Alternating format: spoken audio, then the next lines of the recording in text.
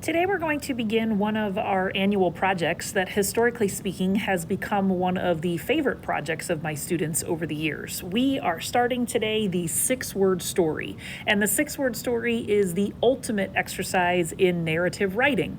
You know that we have started our first unit, and the focus is primarily on the narrative, and a narrative is a big word for a story, but the challenge is are you able to write a story in just 6 words? The inspiration for this came from a classic American author named Ernest Hemingway.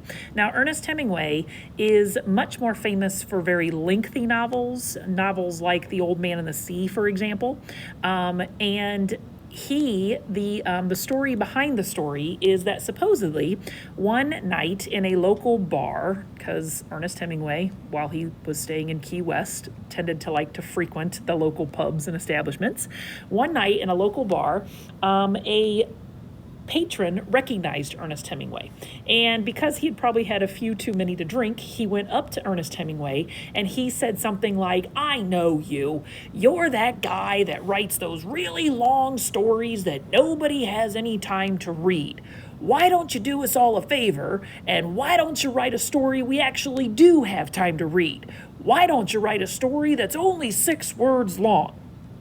Well, Ernest Hemingway, never one to back down from a challenge, sat at the bar for a minute, grabbed a napkin, and on the napkin proceeded to write the following 6-word story. For sale, baby shoes, never worn. Now, think about that for a minute. For sale, baby shoes, never worn.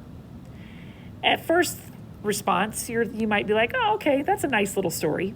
But if you think about it and think about it carefully for its narrative elements, character, setting, plot, and theme, then you know and understand that what Ernest Hemingway has just done is he has just written an incredibly sad story. For sale, baby shoes, never worn, is one of the saddest stories you could ever possibly get. When you think about its narrative elements and you ask yourself, who are the characters of this story? Well, the characters are probably the parents of a baby. What is the setting? Their home, maybe a garage sale, a yard sale. What is the plot? What has happened? What conflict has occurred that perhaps would have allowed that baby to never have worn those shoes? And you could infer that perhaps the baby has died. And then the theme becomes, what's the message? What's the lesson? What's the moral? What are we supposed to connect to? And that theme becomes that universal theme of grief and loss, and how do we move forward when loss has occurred. So Ernest Hemingway, a great American author, better known for writing lengthy novels, stepped up to the challenge and he wrote a complete narrative using 6 words and 6 words only.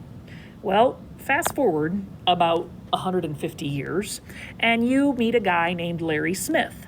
Larry Smith was an up-and-coming journalist who decided to branch out and start his own magazine called Smith Magazine. And the year was 2006, and Larry Smith, like many people in his business, were starting to dabble in social media outlets like Facebook and Twitter. Instagram, Snapchat, those didn't even exist yet. So Larry Smith and his colleagues at Smith Magazine stumbled upon this Ernest Hemingway legend, and they decided, hey, you know what? Everybody has a story to tell. Let's see what stories other people can tell using just 6 words. And what he was surprised to find is that when he posted that challenge out there on Twitter, in less than a day, more than 11,000 people submitted their 6-word stories to his Twitter site. And that eventual challenge went on to lead to one book called Not Quite What I Was Planning, another book called I Can't Keep My Own Secrets, which is based on teens alone, and then a third book and speaking engagements for TED Talk, where Larry Smith now goes around and he gives all kinds of examples of how you can take the 6-word story into places like veterans groups and schools and prisons and counseling sessions and things like that. So what I'm going to have you do, those books have kind of been previewed through a couple of videos. So I'm going to have you pause this video right now and watch a collection of 6-word stories that come from the book Not Quite What I Was Planning. And then you'll pause the video again and you'll watch a collection of 6-word stories that come from teenagers, kids like yourself. Because I get it, you guys get nervous and you think, oh, I'm not a writer, I can't write a story, these are famous people. Nope, you can do it. So I'm going to show you both of those videos at this time.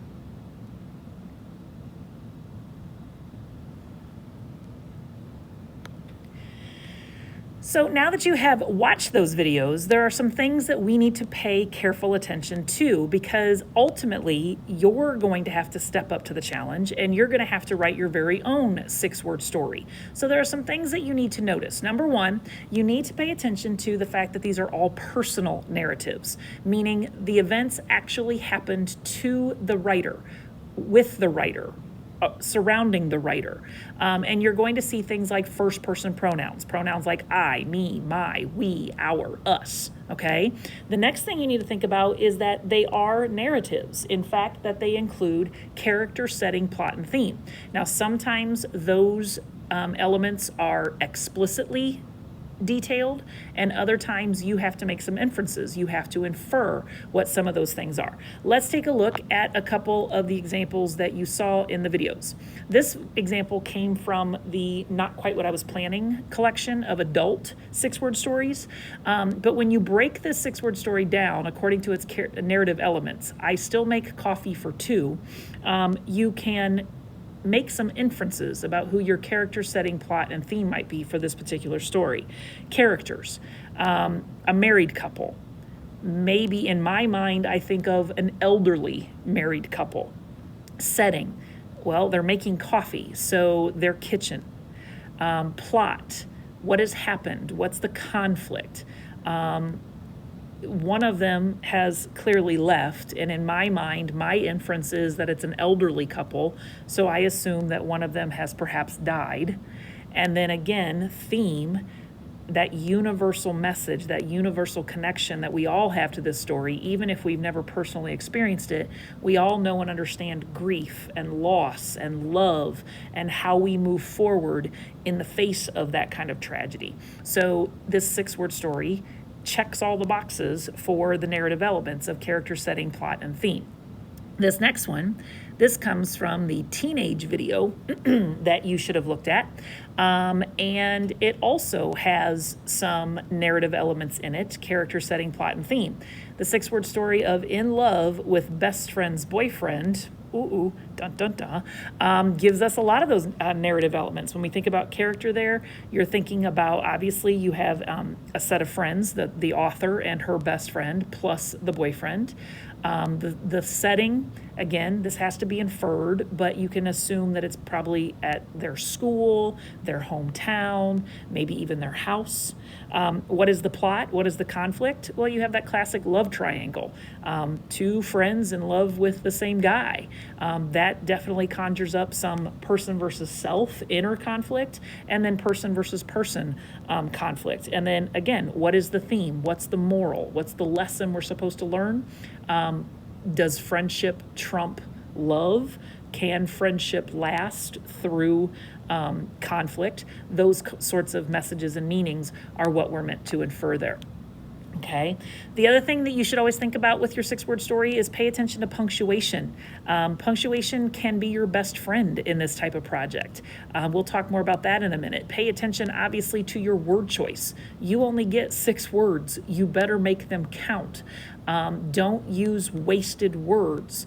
Get rid of words like the and a and.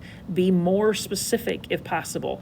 And then ultimately, when this project is all said and done, you are going to put your 6-word story with a picture, and we want to make sure that that picture enhances your 6-word story and not detracts from it. We'll talk more about that tomorrow when we begin the process of actually creating your final project. But for now, we're going to focus just solely on the words.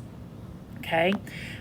I would always, ask you to do something that I myself have already done. So here are some examples of 6-word stories that I've written. I'm in no way, shape, or form saying that these are fantastic, but we will talk about how they meet some of those criteria of a 6-word story in just a minute. So my first one is Mother of Two, Teacher of Many.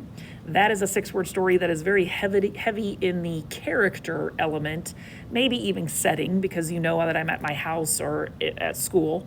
But it might be lacking a little bit in plot. Might be lacking a little bit in theme. The next one I have is I plan and then life happens. Again, character is clear. That's explicit. It's me. Setting, a little bit vague here. Plot is good. That conflict of I'm a type A personality, I'm real organized, and I can't control the chaos that's happening around me. And theme, that's relatable. Everybody can relate to having things not necessarily go your way. The third one, irony. Diet Coke made me fat. Character obviously is clear. You see that first person pronoun there of me. The setting, well, if you guys were here at school with me, you would know that the setting is very clear because I drink Diet Coke all day long, all day, every day. It's all I ever drink. But it's not really explicit there, and it's a big inference to have to make that jump. The plot, probably also a little bit of lacking there. There's a little bit of person versus self conflict, but not real heavy in the plot category. And then theme, if anybody else has an addiction to Diet Coke, then you might be able to relate to that sort of thing. Probably the best of my 6-word stories is my last one in terms of narrative elements. Youngest of 5, not the baby. So this 6-word story, when you think about the characters, it not only involves me, but it involves my siblings. I am the youngest of 5 children. So when you know that, then what do you think about in terms of setting? Well, you're thinking about my childhood home, that farm, my hometown where I grew up. What is the plot? What is the conflict? What has happened? Well, by looking at some of the punctuation and saying not the baby, it leads to the inference that there was maybe some significant sibling rivalry there. If you have siblings, you know that the baby oftentimes gets stereotyped as being spoiled. But what I'm saying here is that, I'm the youngest, but I'm not the one who is spoiled. And so you have that kind of person versus person conflict going on there. And then what's the theme? What's the moral? What's the lesson? What can people relate to? Well, if you have siblings, you might know that and understand that feeling of sibling rivalry and family dynamics and things like that. So out of my 4 examples, I would say that my last one is probably the best in terms of narrative elements. Now, the other thing we want to talk about, though, is punctuation. Don't forget about punctuation. It can help you. Punctuation marks are meant to be read, and therefore, when you only have 6 words to give, those punctuation marks can say a lot without taking up word count. So you need to really think about, how can I use punctuation to help me in this manner? And I'll show you 2 examples of where that helps. So like in my first one, you can see there I have the use of a semicolon. A semicolon saves me the word and, because it allows the reader to know that these are connected thoughts, but I don't have to waste a word with a conjunction, and run out of words. So a semicolon is a good use there. Down here, this one about Diet Coke, notice the use of the colon there. Colons are a great piece of punctuation. They let the reader know that something important is coming, a list, a definition. In this case, you see the word irony. And so with the colon, it lets you know that what follows is basically the definition of irony in my life. And then finally, I would encourage you to look at my last example. The punctuation here does a lot for me. You see the 3 dots, those are called an ellipsis, and they are my personal favorite piece of punctuation in the English language. because they serve so many purposes. First of all, when you see an ellipsis, you know that the author has purposely left something out. And what they've left out could be lots of details, or it could be kind of a cliffhanger sort of moment. I always describe the ellipsis as the blah, blah, blah, or the dun, dun, dun in literature. Because, you know, if somebody's ever telling you a story and in the process of telling that story, they literally say the words, well, this happened and then blah, blah, blah. Well, you know that they've left something out. And by doing that, if they were writing that story out, they would use the ellipsis. And then when you're reading a story, or you get to that moment where you're on the edge of your seat and you have that dun, dun, dun kind of feeling to it, then you would also represent that with an ellipsis. For my particular story here, it kind of does both of those things. It lets you know that I'm leaving out a big, big part of the plot, but yet because the ellipsis is there, you know that that kind of dun, dun, dun, all that family turmoil and sibling rivalry is sort of the cliffhanger part there. And then obviously you see the quotation marks around the word baby, wanting to accentuate that word, wanting to make sure that you draw that word to people's attention. So here's a nice little chart that kind of walks you through all of the punctuation marks that exist. Think about, as you're writing your 6-word story, how can you best use punctuation to your benefit here? Play with punctuation. Think about the way it can work for you, because you only get 6 words, so you're going to need all the help you can get to make sure that your story is as clear as possible. Okay? All right, ultimately, what is going to be your challenge, your task? Well, this says to open the Google Doc posted in Google Classroom, and you can do that. That can just be kind of a draft sheet for you if you want, but I'm also going to have you submit your 6-word stories here in this Edpuzzle video. So you have the draft sheet for the 6-word story posted on Google Docs or posted on Google Classroom. But ultimately, when it's all said and done, what I want you to come up with are 5 possible options for your 6-word story. And all you have to worry about right now are the words only. So this sheet posted in Google Classroom, it has 6 blanks per storyline. The blanks are for the words. The spaces in between would be where you would put punctuation as needed. Do not put punctuation marks on the lines. You get 6 words. The 6 words go on the line. When you feel like you have 5 quality possible 6-word stories, then you can submit those in Google Classroom or here on the Edpuzzle. One of the two. We'll have to figure that out. I don't know. Don't worry about the pictures for now. We'll talk about that tomorrow. And then ultimately, I want you, have fun with this. This, like I said, we're going to kind of end where we begin here. I said every year this becomes very much a highlight of the kids' projects. And if you have been a student at Highland Middle School in the past and you've walked down the hall outside my room, then you know that pretty early on in the year, and then for most of the year, I post the kids' projects out in the hall. And the teachers love to come look at them. The office staff comes down and looks at them.